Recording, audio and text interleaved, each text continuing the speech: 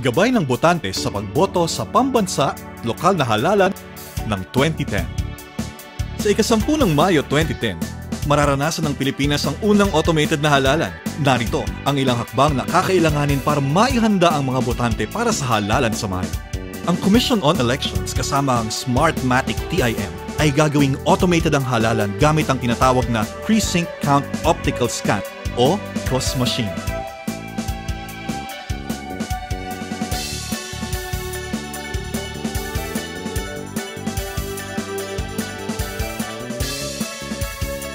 Di nangangahulugang gagamit ng computer para bumoto. Gagamitin lamang ang computer para mapabilis at masiguradong wasto ang pagbilang ng mga balota. Unang hakbang, maging matalino sa pagpili ng kandidato. Alamin ang kanilang opinyon, pinaglalaban at paniniwala. Kapag nakapili na, gumawa ng listahan ng mga iboboto sa isang malinis na papel. Gamitin ito bilang gabay habang bumoboto. Sa darating na Mayo 2010, boboto tayo para sa mga sumusunod na posisyon. Presidente, Vice-Presidente, 12 senador, isang congressman, gobernador, vice-gobernador, board member, mayor, vice mayor, konsehal at isang party list. Ikalawang hakbang, pumunta sa inyong itinalagang presinto ng pagboto sa ika-10 ng Mayo 2010 mula ika-7 ng umaga hanggang ika-6 ng hapon. Unang boboto ang mga unang makakarating, kaya moto ng maaga. Dalhin ang inyong voter's ID o kahit anong opisyal na ID at ang registration stamp. Huwag kalilimutang dalhin ang listahan ng mga kandidato at party list na inyong iboboto.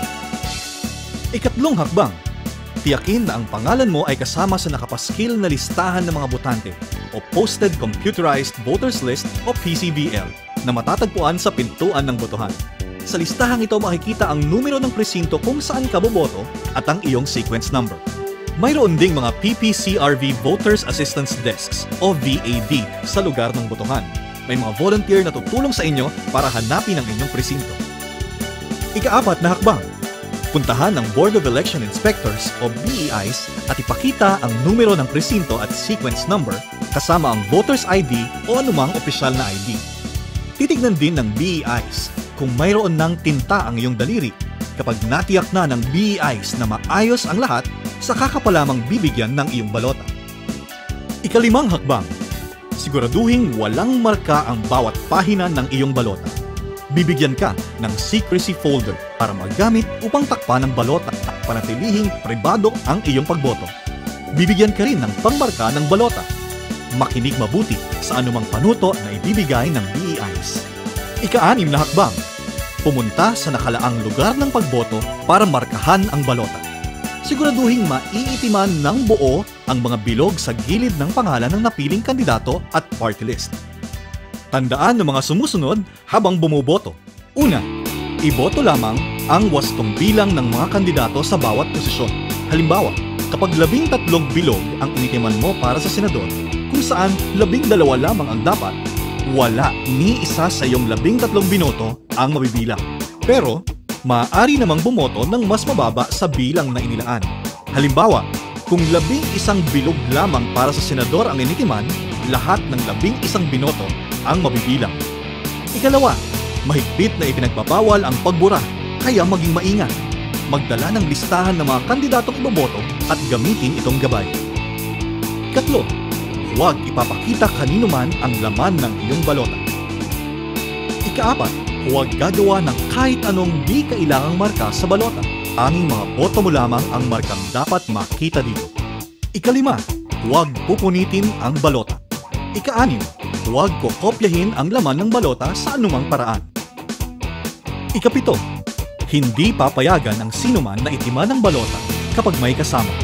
Tanging mga hindi nakababasa o may kapansanang botante na ayon sa Election Day Computerized Voters List o EDCVL o sa Voters Registration Receipt o VRR ang papayagang bumoto ng may kasamang kamag-anak hanggang sa ika-4 na antas ng kaugnayan o kasambahay o isang BEI. Ika-7 hakbang, matapos itiman ang balota, ipasok ito sa makina at hintayin mahulog ang balota sa ballot box. Kung sakaling iluwa ng makina ang balota, bibigyan ka ng BEI ng isa pang pagkakataon para ipasok ito. Hintayin ang kumpirmasyon sa screen ng makina bago umalis ng botohan. Ikawalong hakbang, isauli ang secrecy folder at pangmarka sa BEI. Lalagyan ng BEI chairman ang iyong kuko sa kanang hintuturo ng tinta bilang tanda na nakaboto ka na. Panghuli, kailangang ilagay ang iyong thumb mark sa inilaang espasyo ng Election Day Computerized Voters List o EDCVL. Tapos na! Nakaboto ka na! Para sigurado, narito uli ang mga hakbang. Una, maging matalino sa pagpili ng kandidato. Ikalawa, pumunta sa botohan sa ika-10 ng Mayo 2010 sa pagitan ng ika-7 ng umaga hanggang ika-6 ng hapon. Dala ang iyong voter's ID o anumang opisyal na ID at ang iyong registration stamp.